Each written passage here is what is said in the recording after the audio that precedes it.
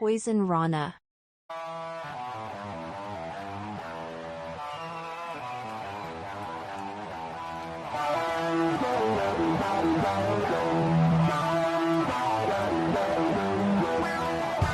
First time in a long time, but back like I never left. Taking each day as it comes, you know me, I don't read ahead.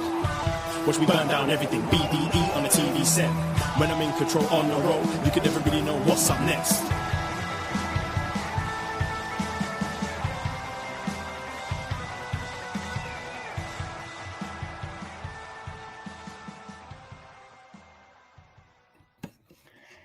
Hello, Braden Herrington here for Post Wrestling to talk all about some NXT on a new episode of Up Next. And I'm not alone. My normal British tag team partner is in New York, but somehow didn't go to NXT tonight. More on that in a sec. But I made the hot tag to a friend of the show from A+. You may know his work from also Slam Wrestling, but I'm with my man, Boris Aguilar. How's it going, my brother? Oops, I had you muted. That is on me. This is usually Davie's part where he does the tech. Hello. Let's try that again. How's it going, Boris? It's going really well, really well. Great being here. Great being here. How are you, man? I'm doing good. We took a little, we're taking a little vacation. Vacation meaning this is a lot of work for us too, but we're going to New York for Full Gear this weekend. And then they added the whole NXT stuff. So we were kind of deciding on where we should, what we're doing and everything with this weekend and everything. But we were deciding on, should we change our itinerary to basically go and try to see this show, and even more importantly, the Monday Night Raw with John Cena. So I'm kind of I should have planned my trip, but then that's just a lot of extra days being away. So Davey's out there somewhere. I know he lost his luggage. The airport lost his luggage somehow. So to hear more on that update, you'll follow along on the Snap on us on the Patreon this week. But more on that later. But I'm excited. I got an early flight tomorrow, so then I'm going to go. So any New Yorkers, send me your food recommendations. DMs are always open. And catch us this weekend at Full Gear and GCW doing the mall show. Catch us there. If you're going to Full Gear, why aren't you going to GCW Dream On at American? I know, Boris, you're actually American. Yes. And yes, have you ever been to American Dream Mall? I have not yet. I've been to the Great Mall of America. Okay, that's a big any one. True patriot would. Yeah. That's a fun one. But no, I haven't been there yet. This mall is the size of a city, a country, maybe even. They had indoor theme parks. I'm going to the indoor water park. I'm going to meet Shrek again. But then the GCW does this running a show. And if you just go to the mall, you get to watch it for free. So all the different GCW people, legends and stuff. But it's just amazing. Just a bunch of people. It was packed last year, and it was quite a show. But I'm definitely looking forward to that. So making it a fun day where it's go to GCW, go to the mall, hopefully find the Rizzler Arizona iced tea, and then jump on over to Full Gear at the Prudential Center to see some more wrestling. So definitely making use of my week. A full day on Saturday full of wrestling. Hopefully ends at a bar with Davey. We'll be recording and stuff, but I know you've been recording and stuff too. Please let the people know this is a bit of a forbidden door for some of you, for our listeners, right? Every time we link up. So I think so. And I think it's always a good time. You can catch all of my work over at A+ Productions. I talk sports, entertainment, then I bring it all together. Chat some sports entertainment, or as we like to call it, buddy, wrestling. Now, are you watching everything right now? What's kind of catching your attention lately? Are you someone who watches everything, or what? Yeah, what do you I like? try to watch as much as humanly possible. Honestly, wrestling is something I watch. I work from home. I've been working from home for 10 years, so I always have something on the TV. And wrestling sometimes is just something that I listen to. If something catches my attention, I'll watch it. So I watch a little too much, right? Been watching a lot of Noah lately. This year, I've been watching a lot of Noah. I gotta say, interesting. Okay, well, it's NXT. It's got a bunch of the NXT people in there now, right? Yeah, exactly. Yeah, Thank it's just, no one's been very chummy Yeah. with WWE to say the least, right? So it's been a lot of fun. But New Japan, New Japan breaking records. They sold out the current allotment for Tokyo Dome Yeah, that's for Wrestle awesome. Kingdom.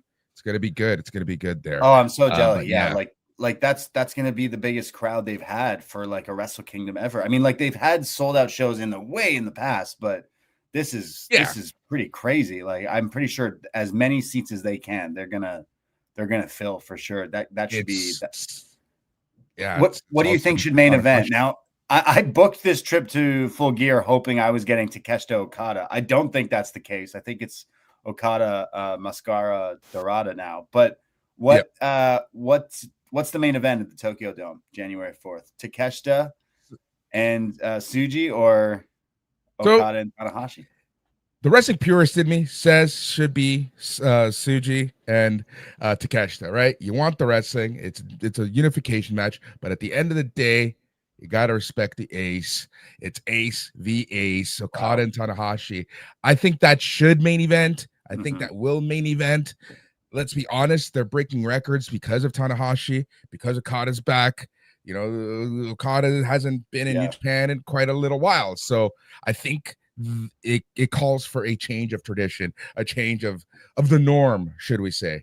I like heel Okada being like, put it to a vote, where it's like, shit. Yeah, I love people it. are going to vote for that. I do see that being Exactly. the main event. Like, I know they've in the past been like, no, the belt has to be the title, but the main event. But yeah, I don't know. I could see it totally being that one. But yeah, I'm kind of looking forward to that. What they do after New Japan. Hopefully they can use this in some way. Like, hopefully this could be a start because they're not doing too hot. Like you would think they weren't doing too hot, and then they sell out. But yeah, like the Hardys and the Dudleys at that one Lowell show with TNA, it's the same. This is the two guys are really selling this stadium at the Big Egg there. So I mean, what do they do after? But like that's the WWE, thing, right? like with John New Cena, Japan when has, he leaves, what's going to happen after? right, exactly. Like, WWE's had this issue, thing? but New Japan, I've been saying this for 10 years at least, that New Japan has not been following up and actually creating new stars. And we're seeing that issue now. The biggest issue, though, is that anytime they're on the verge of creating a star, Will Ospreay, for example, they just up and leave. So it's been really hard for New Japan, but hopefully they can take this momentum. Hopefully they can learn over the past few years and just build for the future, or else we're gonna get New Japan of like early 2000s, right? Where it's just like hurting, struggling, and that's what created Noah. Early 2000s New Japan. Yeah. Right, of course. Well, you love Noah now, so now I know you're the biggest Noah fan. I Noah. They say, hey, who do you know that watch Noah? I know a guy. His name is Boris. Well, I am looking forward to that. I know that's a ways away, but seeing them sell so many tickets is kind of cool for wrestling. So pretty cool. When I went, it was the Kenny Jericho, and like there was a lot of people, but it was not sold out. Like they've already sold more tickets than it's looking cool. It's pretty awesome. So I will be watching. I don't know if I'm gonna stay up or wake up. I'm not sure, but that's so ways away. But definitely looking forward to that. Did you watch any of Monday Night Raw, John Cena's last Raw in Madison Square Garden? Yeah, you know what? Honestly, I caught it live, which is very rare. It's very rare that I watch wrestling live. I'm a huge fan of fast forwarding, obviously, right? But I was able to catch it live. I just so happened to be around, and it was a pretty damn good episode of Raw, I gotta say, overall. It was a fun episode for all things considered for Raw. And I'm liking how they're doing this John Cena stuff. I know there's a lot of people saying, why waste 2 matches with Dom? But it makes sense. You got the home and home. People were complaining that he's not putting over anyone. Now you have Dominic, who's in a position of a lifetime. So I'm liking the whole Cena stuff. What about the hat? The Yankees "You Can't See Me" hat. Oh man, like I definitely think that will become. I know, isn't it? Like not you shouldn't. I mean, New York Yankees is definitely the most popular like logo. Obviously, you see people everywhere in the world wearing it, but I thought that was a cool variation, and the colors and the shirt like for that last Raw in MSG. I think that one will be worth something down the line. So if if you're someone who maybe bought one, put it away, and in about 10 years, eBay, and I don't know, make some money, because I guarantee, like, that's already happening with some of these shirts and some of these one-time only kind of things. But knowing WWE, they'll just sell them again. But I loved John Cena, his promo. MSG was really hot for him. Dare I say, maybe one of the best Raws that I've watched in quite a long time, and the most of a Raw I've watched in a very long time. So I really loved the Cena, the stuff with Dom, the 6-man tag, whatever. It's a way to protect him and hype up the bigger match for the pay-per-view, but still got to see him wrestle with Rey Mysterio, Sheamus, the 15 knuckle shuffle. Was pretty funny. Thought that was great. And, Cena having a match in Survivor Series, not in the War Games.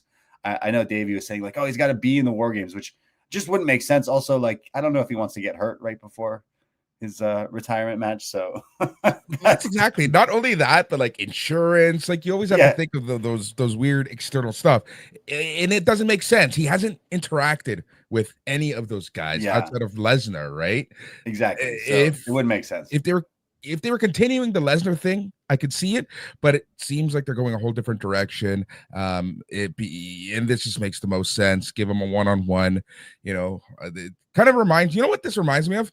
Back in 2006, September of 2006, when Cena faced Edge and Edge beat Cena in Boston, and then vice versa.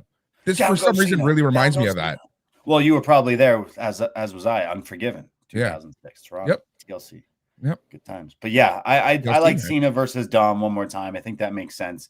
I loved NXT's Javon Evans. If you've been listening, Javon is the heart and soul of NXT, at least for me, the past times. Ever since he's debuted on TV, he's been my favorite to watch on NXT. And he gets the biggest highlight, the biggest match of his career, dare I say, in Madison Square Garden against Gunther, or should I call him Walter, coming out to that old music. I already messed up that enough, and now he's got the old music back, which is great. But loved this match. I definitely thought this was one of the best Raw matches I've watched, at least this year when it comes to think of it. But great stuff in there with Gunther just killing Javon. That sleeper suplex had me losing it, and some great hope spots. But yeah, I think Javon, if everything goes smoothly, he should be a big deal with WWE. I think he got a lot of people's attention with this match at MSG on Raw.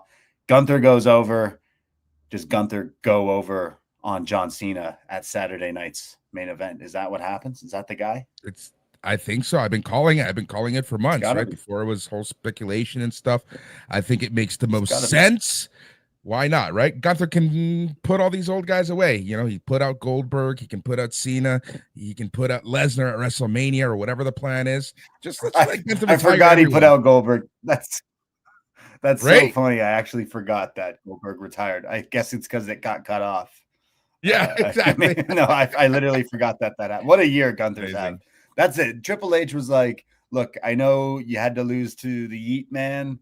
I know we made you fight Pat McAfee, that Goldberg thing. Just, you get Cena's last match. All right. That's what we give you. So I do think that would be an awesome match. I mean, Cena's wrestling hasn't been something that people have critiqued this year. It's been pretty good. Maybe some matches, not so much, but I think that would be an interesting one to see, especially if that's the case in a few weeks. Almost less than a month, I guess, at this December.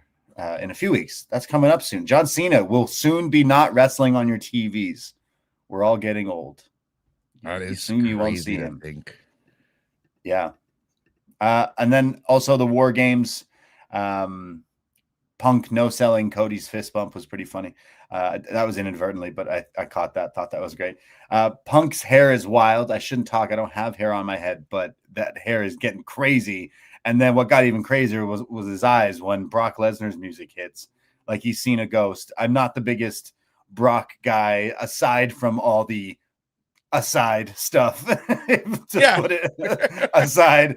I was already like, we've been sick of him to return to do this and then come back. But him throwing around the big, Punk and Cody is a big deal. And then the Roman face-to-face. So, I mean, the star power for this War Games is pretty big now, adding all these people involved. So I thought this Raw was pretty good, even with this big segment to end. Cody, am I wrong? Was Cody Rhodes beating up police officers in New York City? Yeah, seemed like it. Damn. Seemed like it. You know, if it was me doing that, I wouldn't be here right now. Him. He's beating those cops up. Cody Rhodes hates cops in New York. Wow, New York's finest getting beat up there. I thought that was my great. favorite. My favorite is that meme of with the NYPD's back turn and Punk just choking out Logan Paul. Logan Paul or Jack Perry? Logan Paul. Logan Paul. I've seen a few. Yeah. Exactly. You gonna go out and get the Logan Paul LGN figure? I think I'm good. Yeah. I want the Dusty one though. That one looks pretty good. I want that more one. of all the like current wrestlers. Yeah, out of all of them, the Dusty one makes the most sense. Yeah. So I actually thought Raw was pretty good. Like the last time is now thing. Of course, Cena's last Raw. You got to see what they do, and then I stuck around for the rest. And I thought even the Maxine Dupree stuff, AJ Lee and Becky, that was pretty fun. Good for her. Yeah, the whole show was pretty like, oh, this was pretty good. And then John Cena's being promoted for this NXT. I don't know if he's going to be on this show next week with Gold Rush quite yet, but yeah, all over the place in this retirement run.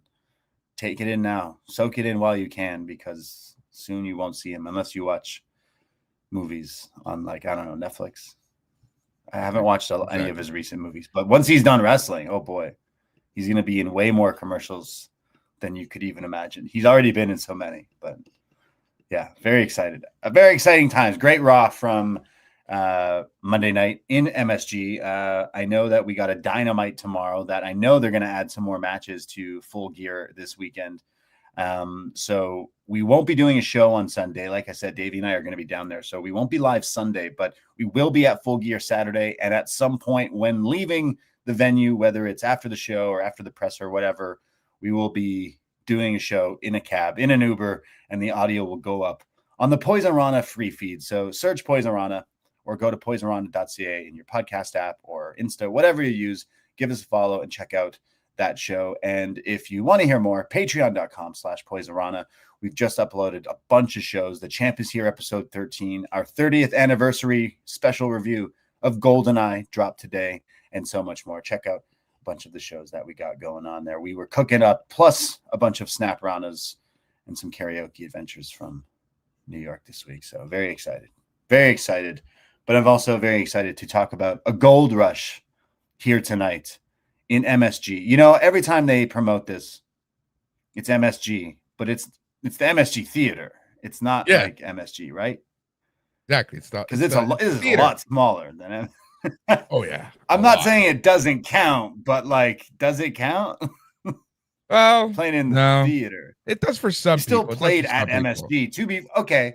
I mean, it's still part of Madison Square Garden, so you still played at Madison Square Garden, but like in the side room, essentially. Exactly. The green room, right? You played where Ken Shamrock and was it Dan Severn? Did they have a match there once? In MSG or the theater? The theater. Like, wow. That sounds iconic. Sounds great. I mean, I feel like maybe I'm making stuff up in my brain at this point. Maybe I'm getting old. Maybe I'm getting old. I'll just believe you. It's fun.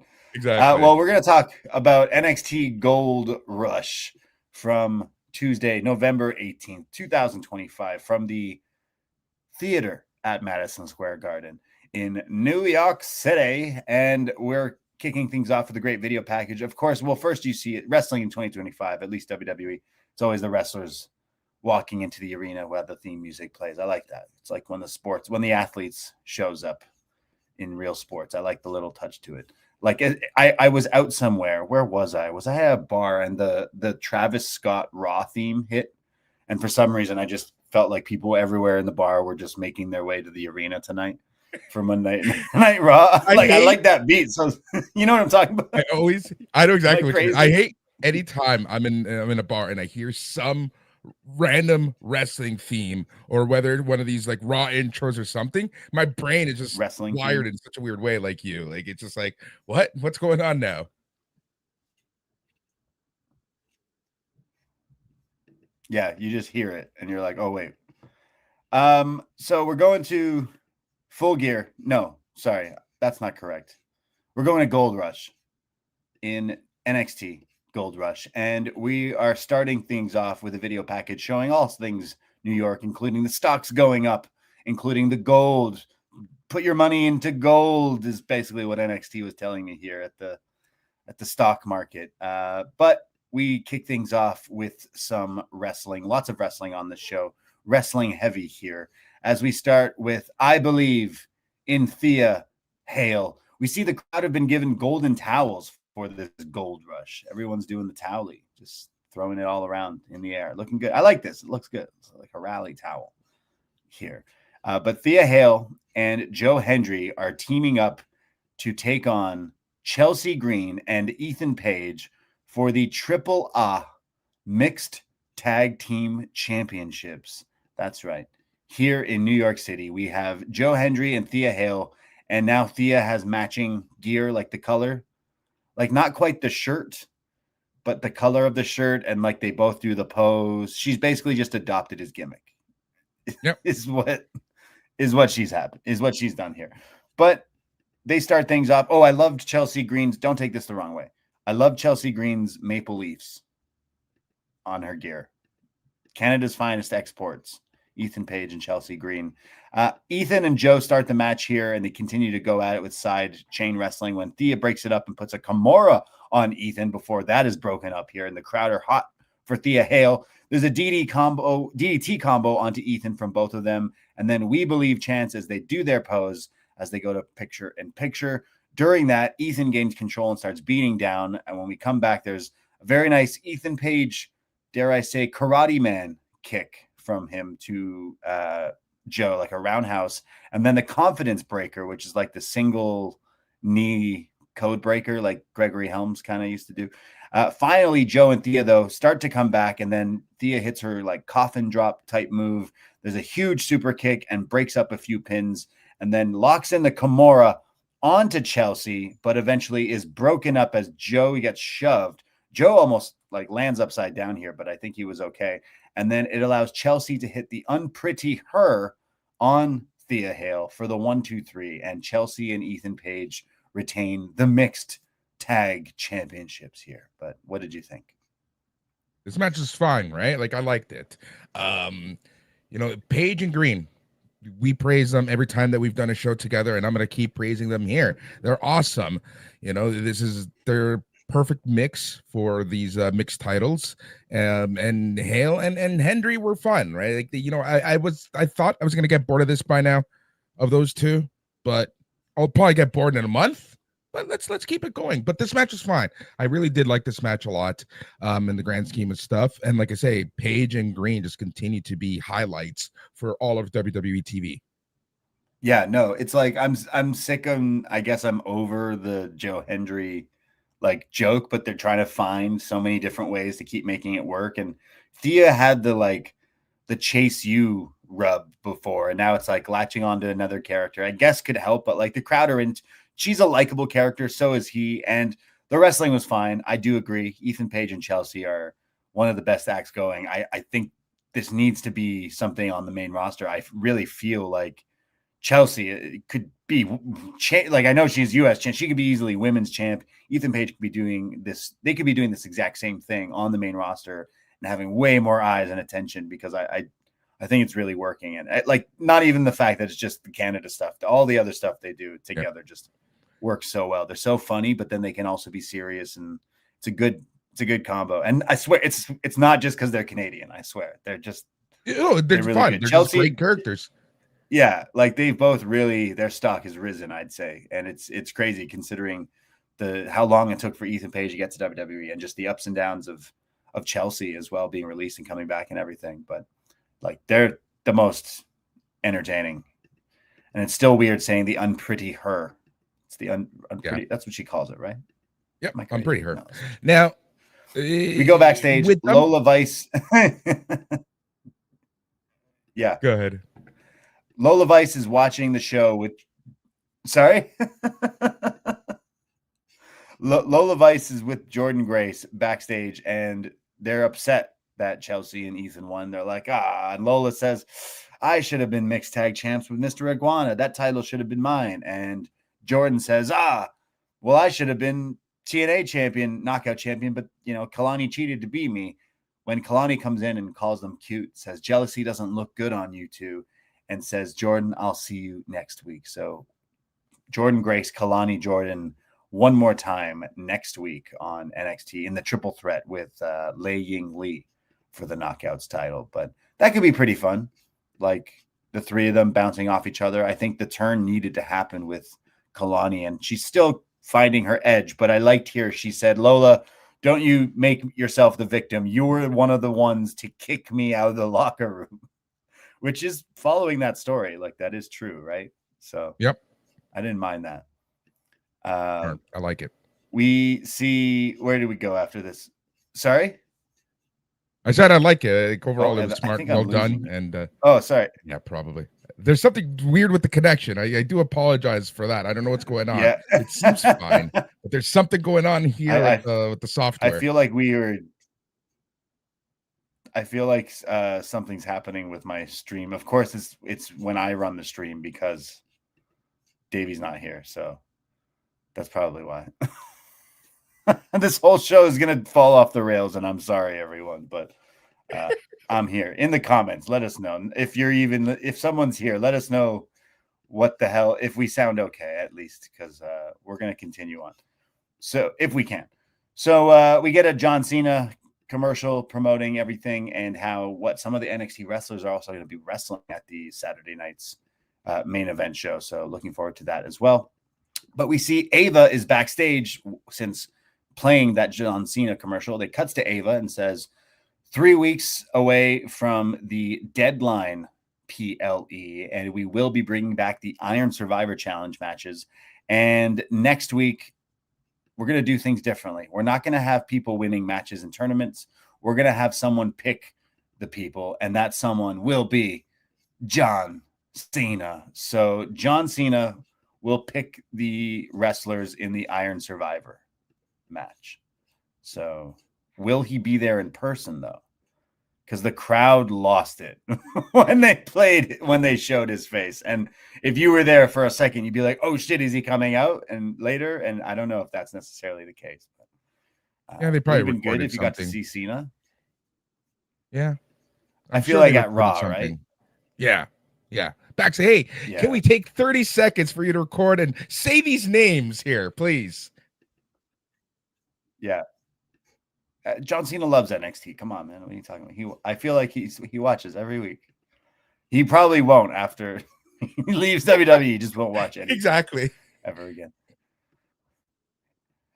We cut to Lil Yachty in the crowd here, and he's a big WWE fan. He's here for NXT. He's a real one, though. I mean, this guy is at NXT. He's not like when they put Post Malone front row or like these celebrities that they don't know ball. Like Lil Yachty does. He's at NXT. And if that's not enough, on Raw, when it cut to him at MSG, this dude, Lil Yachty, pulls out a PSP with SmackDown versus Raw 2006. What? Yeah, Lil Yachty knows ball, apparently. So love to see the true wrestling fan celebrities, because that's, you mean to tell me this guy, I mean, great game, great soundtrack, but he walks around with a PSP and playing it. Notice how fast if you go walk around with a PSP. They cut away from him? Yeah, like, so they showed it, but as soon as he started showing the screen, they're like, get it off real quick, right? Like, yeah, that's the first thing I noticed. But it was their game from like years ago. He's just basically you know how rights work. Sucks, I guess. Oh, weird.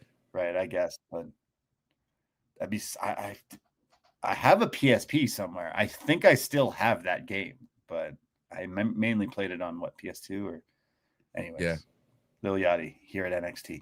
We see Tavion Heights in the crowd being interviewed here. He's not wearing his backpack or his front pack. He says that he's hyped to be a member of NXT. He mentions No Quarter Catch Crew. He says they did a lot for me in the past. More than I learned more in No Quarter Catch Crew than I did in the Olympics. I find that bold thing to say. He then says, but one thing is for sure, and then the crowd are getting behind him. He's like Sting. One thing is for sure about Tavion Heights. Nothing's for sure. He says, I don't know if John Cena is going to pick me to be in the Iron Survivor, but John, please pick me and I'll win the Iron Survivor. And as he's saying this, Tavion Heights is booted in the face by Josh Briggs, really connecting there. And they start to fight all through the crowd and start to fight through the theater here at Madison Square Garden, all through the merch and the vendors and everything as they kind of cut away from this. But yeah, so the Josh Briggs and Tavion Heights, who I would say both should be in the Iron Survivor, I guess, at this point. But yeah, that boot really really connected, I think. Maybe I saw it wrong, but that looked like it left a mark on his face. Yeah, it was a nice close-up too, so it was like you could really see it hit. I like that. I'm really liking this heel Briggs. I know a lot of people haven't had time for Josh Briggs, but I've been a fan of Briggs since day one, since his Evolve days, honestly. Yeah, like now he's getting some shine, and I think the crowd booing him and stuff, like he's powered through it, and he's definitely connecting. They had him lose just recently on TV, and it's like I feel like if we're building up Ricky as this babyface champion, like why not build up someone like a Josh Briggs and kind of see what we can do? Because when he does wrestle, like he's good, and I don't know, he's fine. I think he is finally finding himself. I know he's been here for a while, but yeah.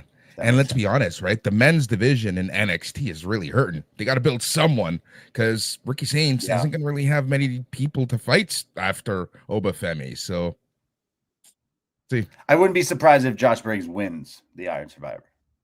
Same. That wouldn't be a bad move considering where we're going with Ricky. I don't see him necessarily losing that title anytime soon. So that would be a good contender because they said the winner gets the title shot at New Year's Evil.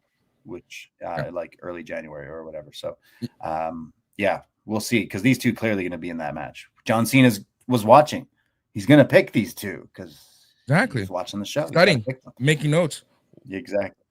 We go backstage. Sol Ruca is getting ready for her match, and Zarya is seeing her put on her knee brace, and she's like, "Are you sure you got this?" And Sol's like, "Yeah, I got this." And she's like, "Yeah, I know you're going to say you got this, but like, maybe you shouldn't come back from injury." It's like, man, I know you're her friend, but why would you say this to her right now? You know she's good. She's got this, but a little friction here between Zaruka. I'm worried. I was worried that we're getting closer and closer to the impending implosion of Zaruka. The implosion could be happening live right now in New York for all that we know. No, I don't read ahead. Shh. I'm just saying. We don't. I don't know. I'm predicting. Yeah, it could happen. Yeah, it definitely could happen. You know what else could happen? NASCAR superstar Jacy Love is here, front row. I guess he's a real one too because he's at NXT. This one felt more of a plug because it's NASCAR. Every time that someone from NASCAR is on NXT, I swear I do a show with you because I feel like we always talk about NASCAR when I'm on this show. Who was on last time? Oh, I forgot who it was. What's his face? Christy?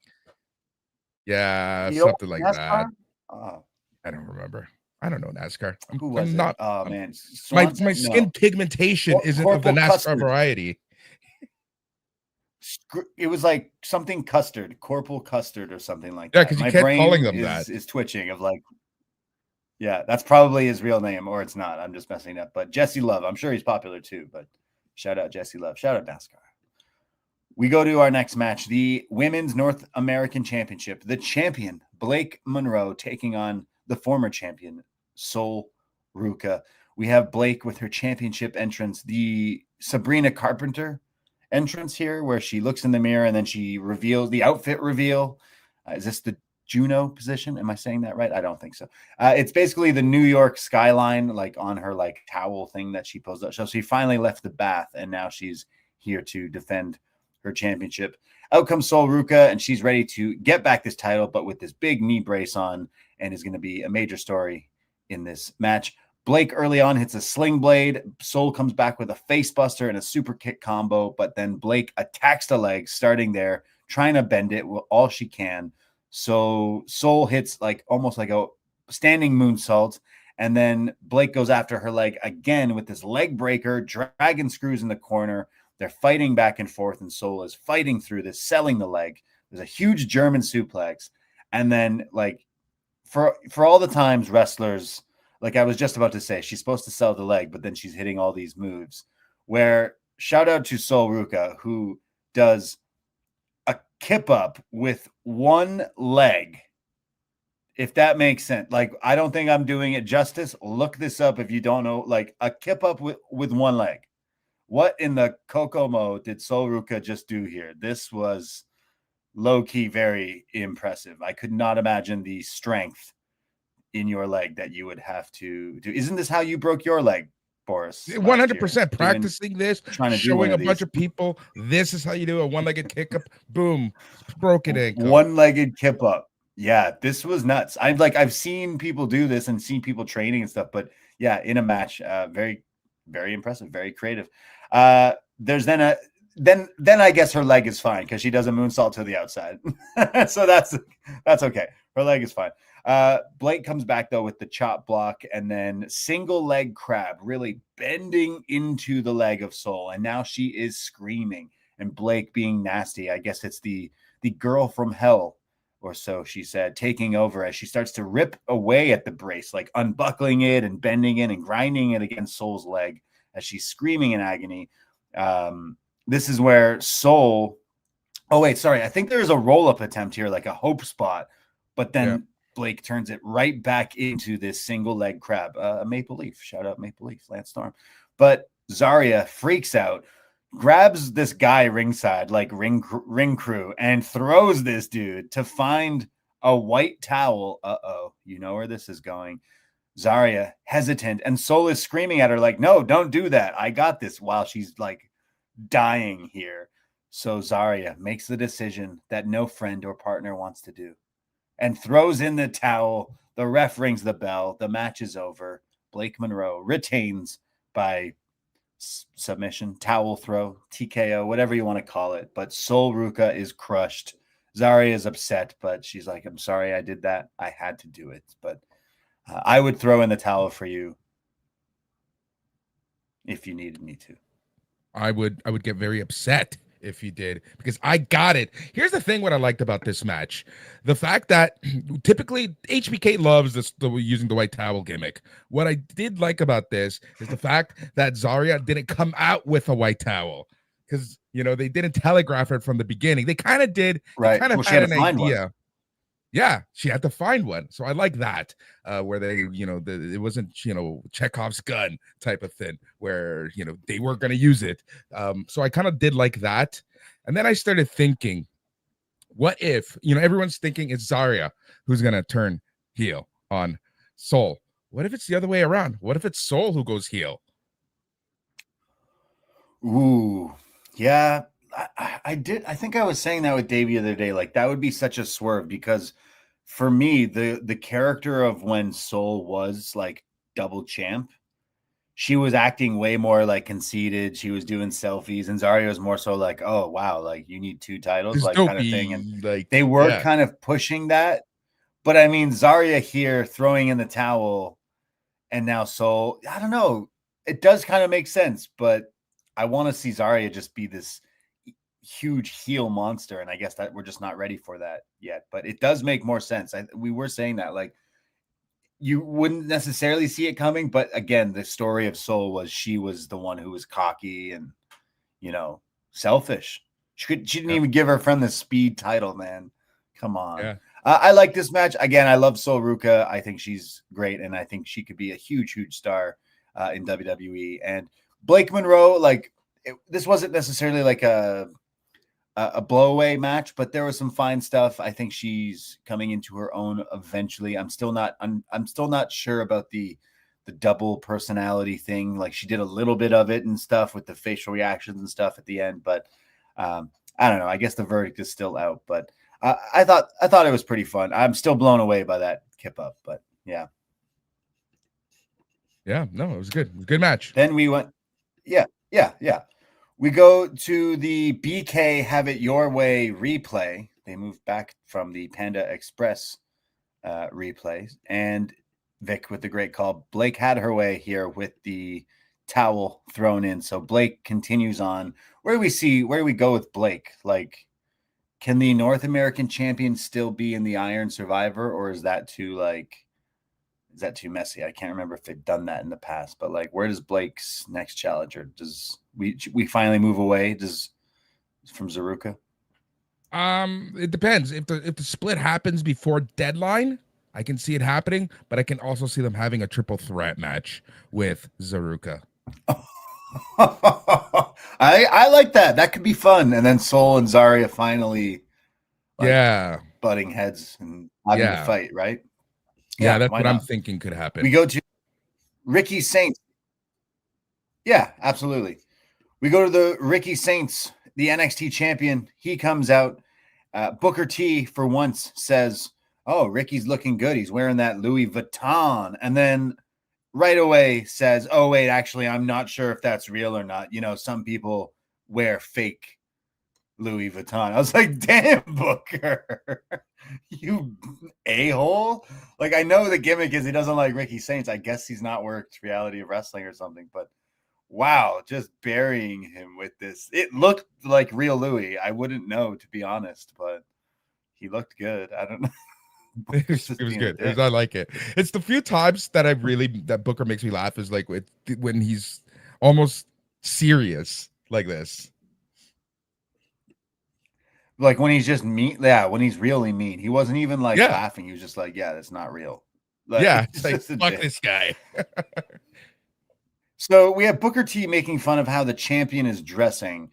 And then out comes Obafemi, the former champion, in jeans, and he's shirtless. I mean, look at him. He barely can find shirts that fit, I'm sure, because he's a monster. But Obafemi comes out to a big crowd reaction here in New York. The former champ has returned. We saw him last week.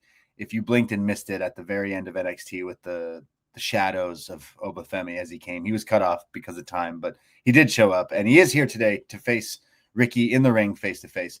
And Oba comes out, and Ricky says, "You know, I'm not shocked, Oba, that you returned. I knew that you would come back, and you disappeared. You lost, and you went home to Nigeria, and no one heard for you. But the train kept on rolling, partner." And Oba says, "Yes, that's true. I went back after my loss to rethink everything, rethink of what happened, and focus on myself," and said he went home to the motherland, the soil that made me, and now I am a virgin that you cannot beat. And in a great Obafemi line that I'm sure will be quoted in memes to come, "The ruler is back, your daddy is home." And Ricky says, "Oh yeah, okay, well, you got it."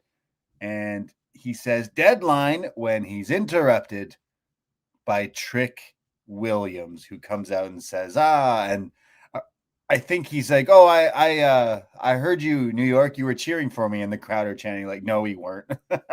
And before Trick can even say anything else, he is attacked by Miles Bourne, who grabs the mic after laying Trick out and says, "Now we're even. And hey, Ricky, Oba, whoever is NXT champion, you're going to be looking at the Iron Survivor winner," and then walks off because he was looking for revenge the past few weeks from Trick Williams. But Ricky says to Oba that it is official. Deadline main event, Ricky Oba 2. And I don't know, maybe after going back to Nigeria, Obafemi learned from the motherland how to kick out of a tornado DDT. Hopefully he can do it. But I'm looking forward to this rematch. Weeks and weeks of training to kick out at 2. 1, 2. Now you kick out. Yeah, because he's the ruler. He tells everyone what to do. I didn't really love their last match, but I feel like redoing it, hopefully to right the wrong, if that makes sense. Like I'm being positive. Like, okay, I actually didn't really like that match a whole lot, but if we run it back, maybe we can have more fun with it. I don't know. Hopefully, I'm just being positive. They have weird chemistry. That is your deadline main event, along with the they don't click. Iron Survivor. It didn't click. Yeah, Yeah, it didn't click like their last match. So hopefully this time they can work something out. Yeah, we'll see what happens with their next match. Should be better. Just remember the last card, whenever it was Halloween Havoc, I guess the entire card was good. So this match kind of just fell under the carpet in that sense.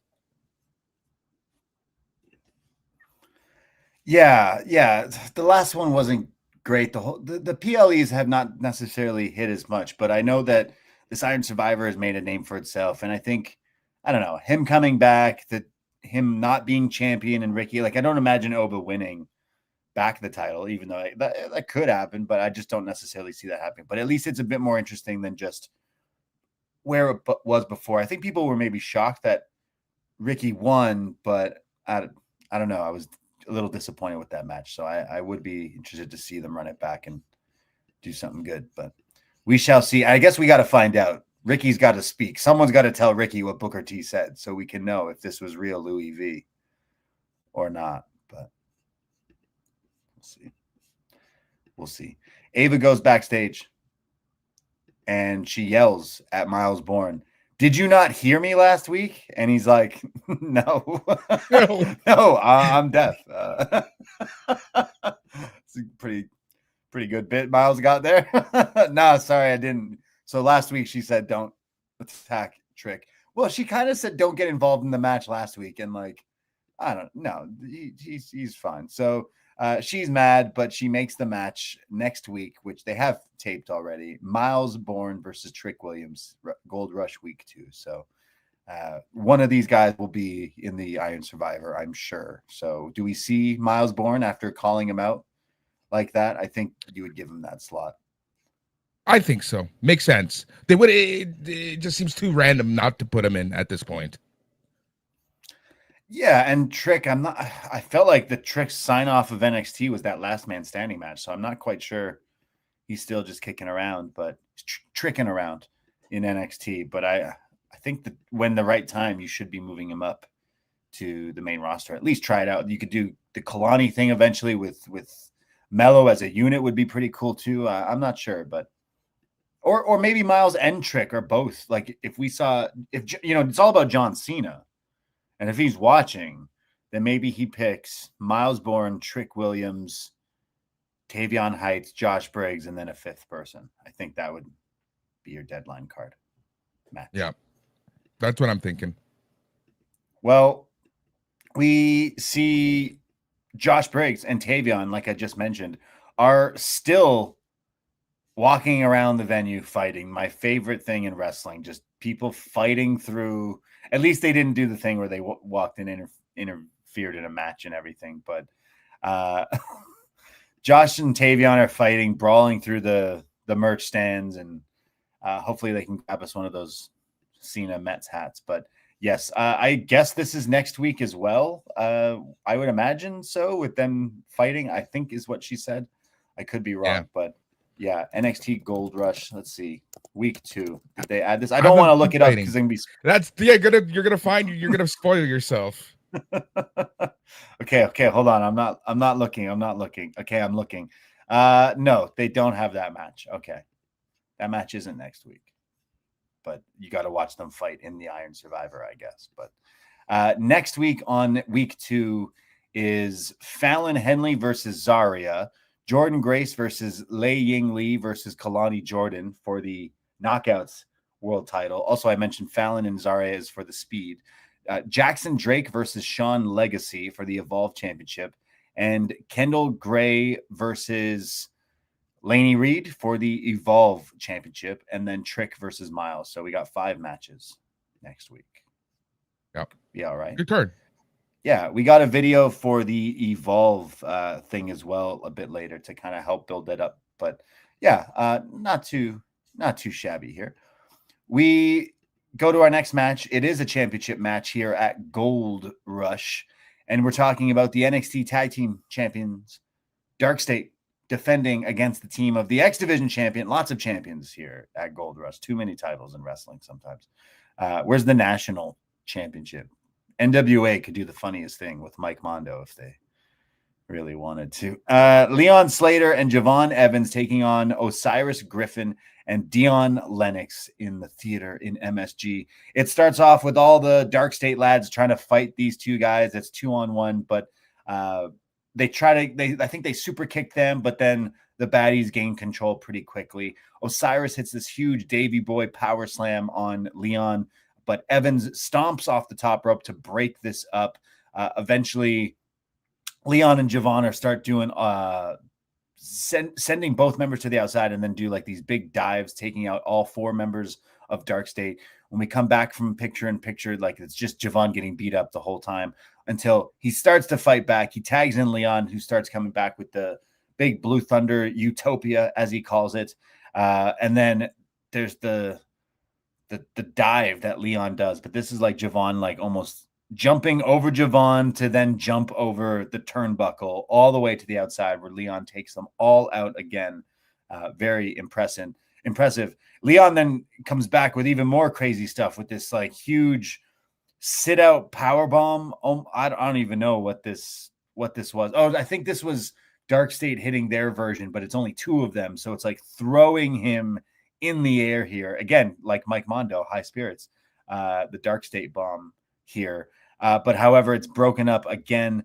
This is where there's Javon, who tries to break it up, but then they pull Dion or Osiris so that Javon splashes Leon by accident, and then they nail Evans and throw him out, and then they hit the Doomsday Device on Leon Slater and get the win, and DarkState retain the tag team championships here at Gold Rush. But yeah, I don't know if I was expecting a little bit more. I think there was some really impressive stuff with Leon Slater and Javon, but DarkState guys, I'm still not quite sold on these things. But Boris, what did you think of this? I agree, man. Look, overall decent tag team. Javon and Slater, they're just so damn good, right? Javon Evans last night against Gunther, almost said Walter there, but yeah, no, great. Like those 2 are so good. But DarkState, I'm just not convinced, right? Like every week they're bumbling idiots. They look like morons, and then this week even they kind of like cheated their way to win. So I'm not sure what their whole thing is. But yeah, no, overall okay match. Javon Evans and Leon Slater are just so good, and Javon Evans, man. Like, honestly, he just impresses every single time that he's out there. Like, is this was at one point teasing that, like, because Evans is seen saying to him, like, yo, that was my bad. It was my fault we lost. It was because I splashed you. So hopefully they're not teasing tension between these two, because I think they should stay as a unit, not as, like, enemies or anything like that. But yeah, it's these DarkState guys that, like, I think they can be put in these matches, but then when it comes time, it's like, I don't know, it's every time they wrestle, it's the people they're wrestling that are tending to do more of the stuff. Yeah, they're just there. They hit some cool tag moves. I can give them that. Some of their moves look cool, but I don't know. It's not necessarily gelling as much. But I can't believe Leon Slater and Javon are only like 21 is crazy. These 2 guys are so much fun to watch. So hopefully we have Leon Slater staying here on NXT. Like I like him on TV week to week. So keep him here. Defend the X Division on this show. I don't care. Like just keep him on this show until we sign him. Sign him. Sign Mike Santana. Just they do a trade. They got Lexus King. They got Tyson and Tyree. They got Mr. Stone. They get all the heavy hitters. We get Leon Slater. Okay. They can take half the men's division, and we get Leon Slater. Yeah, I think it's a fair trade. Yeah, I would trade that. I like this guy a lot, and it's interesting. I don't know if I could ever say this while Davey's here, but one of my buddies, shout out Scorpio Sam, who mentioned to me that Leon Slater's theme song is definitely like the beat is a similar ASAP Rocky song called Ghetto Symphony. So anyone wondering if you're wondering, what does that song sound like? There's an ASAP Rocky song that sounds very, very similar to Leon Slater's theme song. So thank you, Sam, for pointing that out, because it was driving me crazy. It was driving him crazy too. But anyway, sick theme song. So hopefully we get to hear it on NXT. But unfortunately, nobody's safe with DarkState around. So yeah, except everyone is safe when DarkState is around. Everyone's pretty safe. We don't have any other tag champions. Yeah, well, the New York parking lots might be even scarier than Florida parking lots. But I wonder if Hank and Tank come back. I know they're Noah champions, your favorite promotion of all time, Noah. Always. I wonder, like, do they come back eventually? Like, what we don't have any other tag teams even here in NXT, so that's why I was thinking Javon and Slater would be a bit more fun. So I do hope the titles go to them eventually, but we shall see. We go backstage. Ren Sinclair and Kendall Gray, the Ren QCC, and they're hyping up for Kendall's match next week, the Evolve Championship. She says she's grateful that she gets this opportunity and that this is the biggest stage the Evolve title will be seen, and says that she's locked in. And Ren tells her that she's gonna send who's she facing again? Fallon? No, not Fallon Henley. That's the other. Lainey Reed. She's going to send Lainey Reed into the gray zone, the gray area. Gray area. That makes more sense. The gray area. What other puns with gray can she come up with for finishing moves? Some Grey's Anatomy stuff. Oh, nice. Is there like lawsuits involved there? Maybe if they use that, but Possibly. Grey's Anatomy, and it's like an abdominal stretch or like an arm wrench or something. She's a wrestler, so like attacking the anatomy. Gray is attacking her anatomy. How's Vicky ever made that reference before? But because they're not us, damn it. Seems like it could, like, I swear they used one gray matter, gray area. I don't know, but there's definitely something there. But anyways, that match should be good, hopefully. Then we go to a very interesting segment, maybe one of the more interesting segments on this show. You know, I usually. There's listeners out there who listen to me talk about NXT for far too long, and I appreciate it. But usually I say, hey, check this out from NXT if you know, this match really banged, or like check out this segment or whatever. I don't know if it's my due diligence to tell you to check this out, but we haven't had anything like this in a while in NXT. So, yeah, what the fuck was this? Okay, a vignette here on NXT for Shiloh Hill, and he's the winner, or as he says, the proud winner of LFG Season 2. And we see he's sitting in what looks like, I don't know, like an office or like a streaming setup, like to play video games or hacking or something. I thought it was Solomon Crow for a second. I was getting really nervous with this TNA crossover that we brought the hacker back, or Ali or something. But so he's sitting here, and I knew we were in trouble when this dude, Shiloh Hill, says, let me download you all some info on me. I was completely done at this point already. I was like, oh God. He talks about school. Yes, another character telling us about how he went to school and he played sports for high-level colleges and universities. But first, when he was very young, so he's just giving us his whole life story when I definitely didn't ask. He then says he used to be a bad student, and him and his sisters would skip the bus and go play in the woods all day. This was very bizarre. He then says, so how did you end up at Stanford, you ask? I didn't. He then talks about taking online classes and then mentions his love for the dark web, conspiracy theories. But then he made it to school, and when he made it to the wrestling, a football team, he suplexed our tight end. He ended up getting 61 offers from schools and made it to Stanford and yada, yada. And then says, but check back soon for more on Shiloh Hill, as he then turns back to his computer and does hacker computer things. But one thing I thought was, huh? What? What the fuck was? What did I just watch, Boris? What was it? So here's the thing.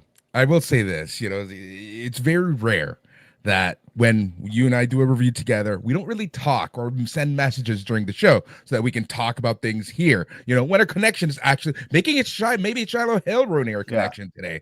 But it's very rare that we actually talk about whatever we're watching so that, you know, we can get the natural reactions. Is one of the, I think, the first time ever that you've messaged me in the middle of a show saying, what the F did I just watch? Or what the F was that? Man, I was I thought puzzled. Something was wrong with my Netflix. I was staring at the screen like, what was that? Now, for those people who don't know, Shiloh Hill's that guy who kind of made a name for himself on TikTok for, getting those weird bloody boots off of the dark web and showing them off and stuff like that. So they're using that gimmick to kind of do something, but it's just awkward, weird, and it just seems so, yeah, I don't know. I just don't get it. I don't understand. So they're playing off that like he's one of this more interesting superstars. Like he's so weird. And so is his gimmick he's online and he's on the dark web and buying? Is he an incel? Is that the gimmick? Like, so that's the I don't thing, think, right? Like that's how what they're is making it this? seem. But I don't know. But yeah, he made a name for himself because like he's on TikTok and he bought these boots that he claims are from the dark web, and they're all like bloody and weird. And it's like, I don't know. It's one of those weird edge of the things that you see on TikTok at like 4 a.m. for some reason, and then you're thinking, why am I still That's up? his gimmick. Go to the next. You go to the next video, and then it's like the outdoor guys, right? But yeah, it's a weird thing. I don't know. I don't get it. I don't like it. It was dumb. His gimmick is either he's a TikToker or he's a hacker or he's people telling me their life stories about skipping school and playing football. Like, as soon as they tell me you played football, I don't care. But as soon as this guy's like, let me download you from information, I was like, oh, fuck no, please no. So yeah, this is great. It's November 18th. This technically slides in as potential for worst gimmick of 2025. So there's plenty of time before the end of the year, but this was so interesting. I know we've had poker players on NXT and I don't know, people with other weird gimmicks, a fucking university at one point. Like, we've had some weird stuff, but this is just so stupid off the top. Like, this is it kind of like Joe Hendry? His was like he was woke or something. This is just like this guy likes to be on his computer in the dark web. Like, so you're saying he's going to be arrested if we look at his hard drives? What is this guy's gimmick? What is right? He used to play football and now he's a creeper on the internet. So I thought for a second they were going to say that this was NXT anonymous, but like that would mean he would have had been around for like forever. So we're just never going to know who that is, but maybe he could hack into the system and find out. But yeah, LFG Shiloh Hill. I was very confused watching this. I was very confused at this. So check it out if you want to head scratch, I guess. But yeah, we're going to learn more. That's the problem. So we go from that. We go to a I'm creeped out. I'm gonna disconnect my router. I've never seen you so uncomfortable. That's his gimmick, is he makes people feel uncomfortable. You know that like one neighbor who lets their kid live in their basement even though they're like 4. I guess most wrestling fans, but like, what's he doing? Why is he always on the dark web? Why is he using VPNs for stuff? What's on those hard drives? Exactly. Why is he using those apps? Why does he only leave at night? He's vampire gimmick or something. I don't know. This is bizarre. Super bizarre. I know we have to give gimmicks a chance. First impressions matter, but they're not. So like, I'm still saying there's a chance, but not whatever this was. Oh my God, no, please stop it right now. Stop it. In 6 months, here's my bold prediction. Okay, in 6 months, he's going to be your favorite wrestler. Just watch. I'm calling it. He might already be 18th. After talking about it. After talking about it for 2 minutes, I'm like, maybe I just like this guy. No, I definitely, yeah. In 6 months, if he's my favorite wrestler, we're going out. Drinks on me, Boris. But yeah, fucking ridiculous gimmick here. Don't quite understand it. So we go from that. We go to Sean Legacy promo for next week. He is the guy. We've seen some glimpses of him on NXT. He's really fast, really impressive in ring, and he's going up against the Evolve champ Jackson Drake, who we have seen a little bit as well. And he's really good too. So actually, I imagine that this could be a bit of a sleeper hit. You might not know these guys, but it could be something next week we could be talking about as a bit of a fun match. I'm hoping for. But do you watch Evolve or anything else on Tubi for that matter, Boris? No, I don't actually. Tubi, I watch like a lot of weird horror movies. Stuff maybe Shadow Hill would watch. But yeah. Yeah, no, Tubi is great for the weird, like foreign horror movies. and, It really is. and then Evolve. It's just like, yeah. I've never seen it, to be honest. Haven't seen it yet. You gotta check it out. You don't know what you're missing. I don't watch it actually, but I think it's cool. I don't know what's going on with the WWE ID stuff and if that even has anything to do with Evolve and stuff, but I don't know. As long as you're getting people on TV and stuff, but the more titles thing is getting a bit ridiculous. We go backstage. Sol Ruca very upset about her loss, not winning back that title. And Zaria's like, you lost it. And she's like, what do you mean I lost it? Like, you threw the towel in and I told you not to throw it. I was telling you, no, don't. And you did. And she says, well, your pride is what cost you, Sol. And you can't be champion if you're injured. So I helped you in the long run. So what if I didn't do that, you would have been hurt. And Sol walks off. So maybe you're right. Maybe Sol is the one who should be doing the breakup here. Maybe she's very upset. Maybe she costs Zaria a championship because Sol says, like, I don't care. And Zaria, the last thing she says is that I'm going to win back the speed title next week. So what could happen? What could happen next week? We will see. We go to the Kung Pao chicken. I don't know why Booker T says this. Red. I get when it was the Panda Express replay, but I didn't understand why he randomly just says Kung Pao chicken when Jacy Jayne makes her entrance. But I digress here. So because last time he said it a few times, and Davey's like, I don't know why you said it. And then last week they said Panda Express replay, so that makes sense. But this time around they didn't, so I was confused. Unless because when I'm watching on Netflix, we don't get that read or something. They sometimes mute the announcer intros from commercials. But yeah, Kung Pao chicken, which is weird because Davey and I just did a show called The Champ Is Here, and we were talking about the Rock John Cena feud. And we were definitely rambling on about how The Rock used to call John Cena Kung Pao chicken bitch or something. And it's like, what? Why? Why did he call him that? It doesn't really make sense. But like Fruity Pebbles, I get. He wears the colorful shirts. But to call a man Kung Pao chicken bitch or whatever is... Maybe that's when he was learning Chinese or something. Maybe John Cena. Yeah. Oh, so The Rock was just being racist. Got it. Yeah, probably. Yeah, that's what it. You Kung Pao chicken bitch. But Booker T, maybe Booker was just on his skip the dishes, his DoorDash again. But Jacy Jayne versus Tatum Paxley for the NXT Women's Championship, our main event of Gold Rush here. The champion, Tatum Paxley, putting the title on the line in a last chance match, meaning this is Jacy's last chance at the championship since losing it. Right away, the crowd is hot here for Tatum. They're calling it Tatum Tuesday as they chant. There's some fast chain wrestling between the two of them. They keep trying to roll each other up back and forth.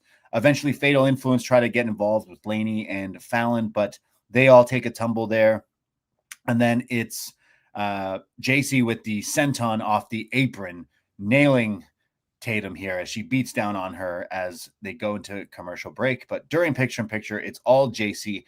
And when we come back, there's this huge lariat from Jacy Jayne for a 2 count, beating down on the champion. Tatum comes back with a series of kicks, like a super kick, an enziguri, and then what's described by Vic Joseph as a similar move to a Harlem Heat. And he's like, oh, you didn't think I'd know that one, Book? And Book starts laughing his head off at like, oh, yeah, I know. You know it. You know my moves. Yes, the Harlem Hangover. There's then Tatum who sets Jacy up in the top turnbuckle and hits this super fisherman buster off the top and then gets up right away and hits this like sit out style. Like this was pretty impressive. We've seen Tatum do this like avalanche fisherman buster, but very impressive. But Jacy kicks out of it. She sends Tatum to the outside, hits a PK off the apron, and then in the ring, the rolling encore. 1, 2, and Tatum kicks out. MSG going crazy here. Eventually, Lainey Reed grabs the title, tries to throw it in there, but Izzy smashes her with it like, no, fuck off. And then we see someone else throw the different title in the ring. I think someone throws the title when Laney was knocked out, and Tatum rolls out of the ring. She doesn't. Yeah, sorry, it's Izzy who throws the title to her, but she doesn't want to use it. So she rolls out of the ring, and when she tries to go back into the ring, the culling, Nico Vance and Sean Spears block Tatum from going back into the ring. They do their best mean mugging with their shoulders up, and Tatum's confused. Like, what? Why aren't you letting me back in the ring? And while she's saying that or thinking that, Izzy Dame kicks Tatum's head right off her shoulders almost, rolls her back into the ring. The ref didn't see it, and the rolling encore, a second encore from Jacy Jayne for the 1, 2, 3. Jacy Jayne, that's her name, and she regains the NXT Women's Championship.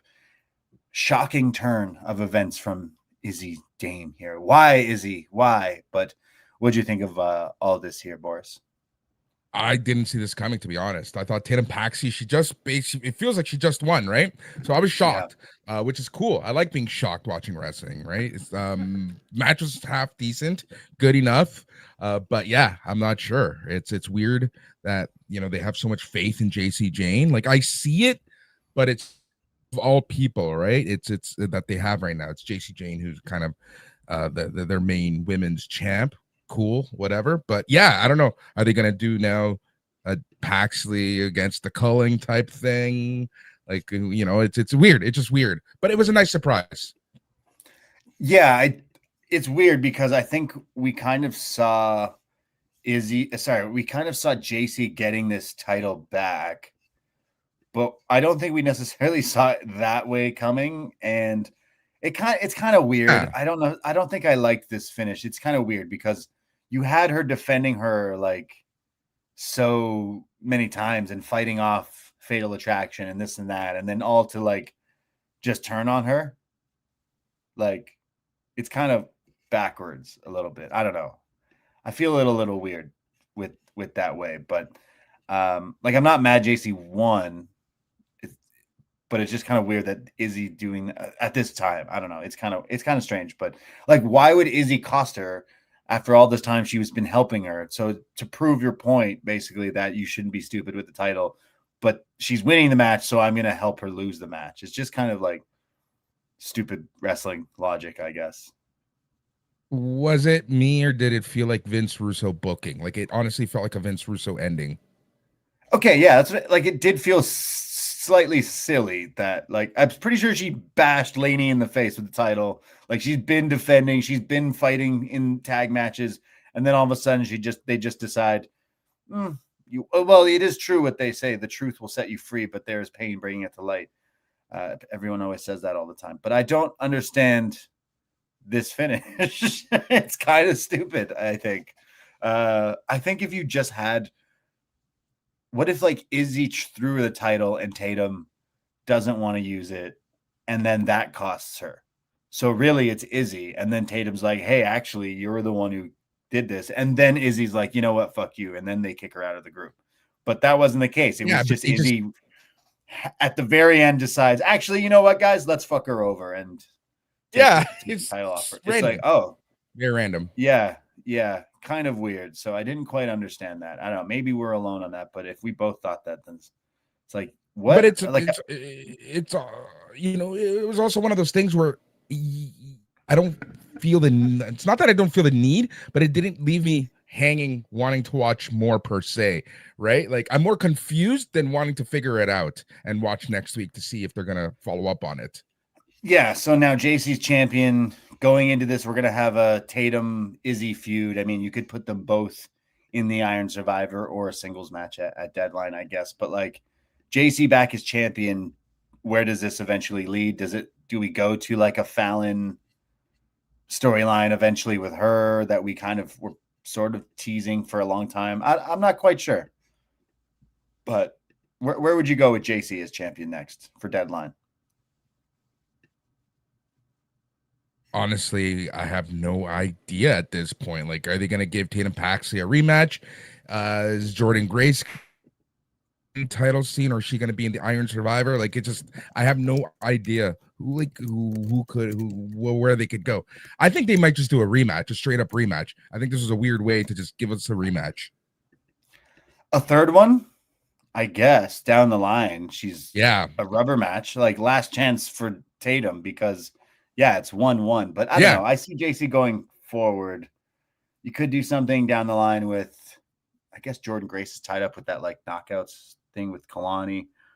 I don't know. Like Soul eventually could go that way. Zarya, I'm not quite sure with that title, but I don't know. I wasn't mad that Tatum lost, but I think you could have done a bit more fun stuff with it. And the culling, to me, the thing with NXT, we got too many goofy things going on with the DarkState stuff, the DarkState lads, and then the culling guys who just stand there looking too stupid for me. Like I can get into them sometimes, but the gimmick is so silly to me. And then they also have your favorite wrestler, Shiloh Hill, now. So like a lot of weird gimmicks. You should join them. He's probably is. He seems like he's in a cult or like 4chan or something like that. That's his gimmick, right?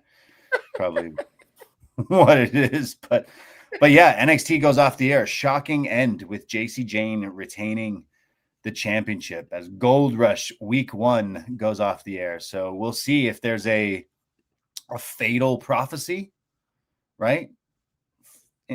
What is their group name again? Fatal Influence? A fatal prophecy like the Undisputed Era. Could that happen? Could Fallon pick up the Speed title? Could Laney win the Evolve title? We shall see. I don't know if there's going to be a prophecy, but I think we should go towards Fallon and Jacy eventually, if we can. I think I would like that. But what did you think overall with Gold Rush Week 1 watching tonight? Overall, I thought it was pretty good. Oh, good wrestling in overall in the whole, as they like to say. Weird ending though, so that kind of left a weird bitter taste. Not bitter taste, just a weird taste. But it was good. I liked it. Javon Evans and stuff like that, and Leon Slater, always fun to watch. The opening was just a fun match. Blake Monroe, wonder where they're gonna go there, and pretty good start of a set for Deadline and the Iron Survivor matches. And the whole Ricky Saints, Obafemi stuff. Overall, I give it my seal of approval. Like it had some fun matches. Nothing necessarily sucked except that finish at the end and maybe that Shiloh Hill promo. But there was some decent wrestling. I had fun even with the mixed tag match with Chelsea Ethan. Like, nothing stunk again other than that weird 4chan promo. But nothing was great, but nothing was horrible. Yeah, nothing necessarily was like super stood out, but still a pretty decent show. And again, I think we should get some good wrestling from next week, and then leading up to that Deadline Iron Survivor stuff. Like those matches are pretty good. So whoever we get in those, if we're assuming it's those 4 people that we said, Tavion, Briggs, Miles, and who is the other one? Trick. Question for you, who would be your 5th person? And also, what about the women's one? If I was saying Izzy and Tatum maybe be in that. I think the 5th person is going to be Obafemi. I have a feeling that Obafemi is gonna. Well, no, he's actually facing. He's in the match. I have no idea actually. Yeah. I forgot. He's so Obafemi could lose, not in the main event, and then pull an edge and just kick out someone, and Obafemi takes their spot in the thing. But I don't think they would necessarily do that kind of thing. But I see what you're saying. Yeah, maybe. No. But what about the women's side? On the women's side, I guess we got Zarya, Soul. I can see Fallon Henley being in on it. Jordynne Grace. Yeah, that's pretty good. That's pretty stacked. Put someone from TNA in there or something too, maybe. I don't know. But yeah, like Jordynne Grace, Tatum, Izzy, I don't know, Soul and Zarya both could be in it. That could be interesting, right? If that was the case. You were saying triple threat with Blake, but I don't know. I mean, that would be a fun match too to have on the show. But they could be used in that Iron Or Survivor. just throw Blake in the Iron Survivor match rather Yeah, than that's what I was saying. It's right, like, do they let the North American champion do that? I guess I can't remember, but yeah. Anyways, yeah, kind of thumbs in the middle for me. Nothing necessarily stunk or anything like that, but nothing necessarily blow me away. But next week should be fun. New York, the crowd, they were taping some matches before the show tonight and after the show as well. So look forward to chatting about it next week. I did my best of avoiding spoilers. I'll do my best until next week when we watch it and talk about it here on Up Next. But yeah, NXT deadline, hopefully some good matches going forward into the new year, New Year's Evil and everything like that. We shall see what happens. We got to get some call-ups, you know, with Javon, what I think making a big name for himself on Raw last night. Like, he could be someone who needs to become NXT champion and have this big story arc and everything, which I thought they were doing with Oba. But there's people like Ethan Page who should be totally on the main roster. I think Trick Williams, there's an opportunity to try something with him on the main roster. Oba as well, like he lost, so like you could put him up there. And where the hell is Tony D'Angelo? Right, he's like yeah, he's swimming with the fishes. I guess he went into witness protection. It seems. Yeah, he's not having that spaghetti in that one Italian the gabagool, Florida. Yeah, now he's having the ziti somewhere. So I mean, it's New York. He could have showed up here. Put him in the Iron Survivor. Maybe he shows up next week. Bada boom, bada bing, possibly. Or Stacks too, right? Or wait, we're trading him to TNA. He's part of that. He's in TNA with yeah. I was gonna call him Lexus King. I almost called him Gypsy King for some reason. It's a great band. Yeah, it's a fantastic band. I love them. Yeah. I like the Gypsy Kings a whole lot more than Lexus King, but yeah, imagine he played in the Gypsy Kings. That would be great. Boris, thank you for joining me here today on Up Next as we reviewed some NXT here at Post Wrestling. Thank you for accepting the hot tag, the sweet tag team maneuvers that we hit today. Appreciate you. Sorry for any issues with internet or whatever was going on with this show, but we made it out alive, and that's the most important. So if you've made it this far in the review, thank you for listening. Appreciate the listen. And Boris, again, let people know where they can find you and some of the stuff that you got going in the world of wrestling and podcasts and whatnot. Yeah, man. So I can be found at A Plus Productions, or you can just go to your favorite podcasting app and search for A Plus Wrestling. That's EH and the symbol plus wrestling. Weekly show on Sundays, and yeah, huge stuff coming up over the next few weeks and into the next year. Lots of fun. That's A Plus Wrestling, any podcasting app. Absolutely, go check them out. Friend of the show for sure. If you ever come to some of our Toronto events, you'll definitely catch Boris lurking around, hanging around, having some fun and some stuff. So we're working. I don't know if we're going to be doing a War Games party just because of timing and it's a Saturday and stuff, but we are planning a really big Royal Rumble party. I can announce a tease of a tease, like a Tony Khan move here of just promoting something's going to be announced in the near future. So Toronto fans, stay tuned. Appreciate all the love out there. Boris, what were you doing the other night? You were at the Matthew Perry fundraiser event, right? Yeah.